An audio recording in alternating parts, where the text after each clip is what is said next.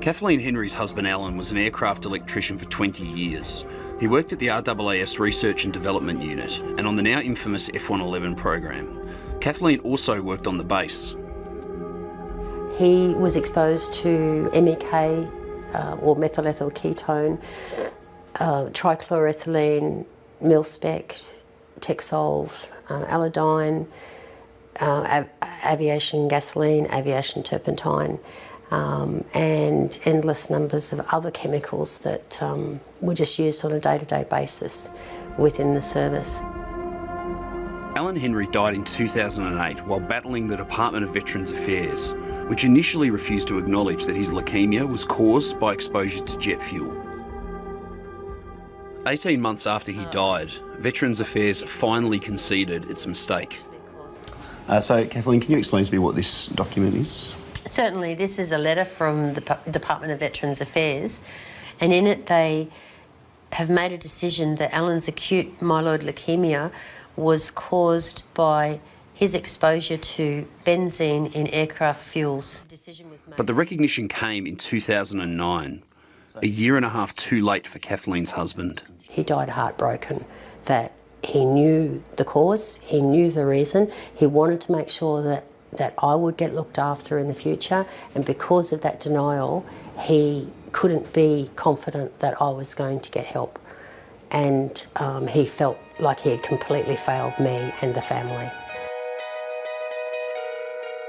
Now 730 can reveal that two former Army officers made Defence aware of the dangers of aviation fuel starting over 30 years ago. And the big tanks I'm talking about, we get in there and we'd be cleaning, it'd be the fuel residue. Mark McKeon was in charge of the Army's Petroleum Operation Unit in the early 1990s. He was sent to the UK to do the Petroleum Officers course and says the British soldiers were shocked when he told them it was common practice for Australian soldiers to climb into fuel tanks to clean them. They were very specific. They were specific in the fact that the carcinogens in fuel, particularly aviation fuel, made it absolutely risky to get inside a tank and expose, because you can't suit people up with the correct cleaning equipment, and that was certainly their view. McKeon says he returned to Australia and urged his bosses to change practices, but he was ignored. I pleaded my case, but in the ethos of the Army, once you plead your case and you're told to go and do what you have to do, you go back and you do your job. So I went and did as I was told to do, and I started climbing into tanks and cleaning them as well. So I exposed myself knowing full well that we have potential long-term risks. Mark McKeon's warning to Defence about exposing soldiers to jet fuel wasn't the first.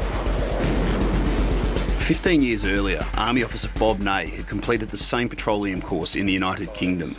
He too raised concerns, but when he moved on, they were soon forgotten. Put it in simple terms, I was flabbergasted, because here were these people being trained for 18 months coming back to Australia, and basically a lot of this information wasn't being passed on. Defence acknowledged less than optimal work practices with fuel may have affected personnel beyond those that worked on the F111s, but said that safety had now been improved. It refused to commit to investigating the effects of exposure on the thousands of current and former personnel who worked with jet fuel, saying it was waiting for the results of further research.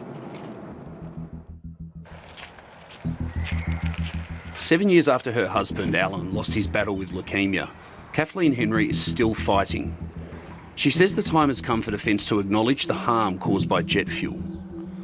For Kathleen and dozens of other veterans and their families, anything less than a full investigation by Defence will be viewed as a betrayal. We all joined the service to serve this nation, to stand with pride for our country. And if the service that we undertook caused us debilitating harm, then there has to be recompense.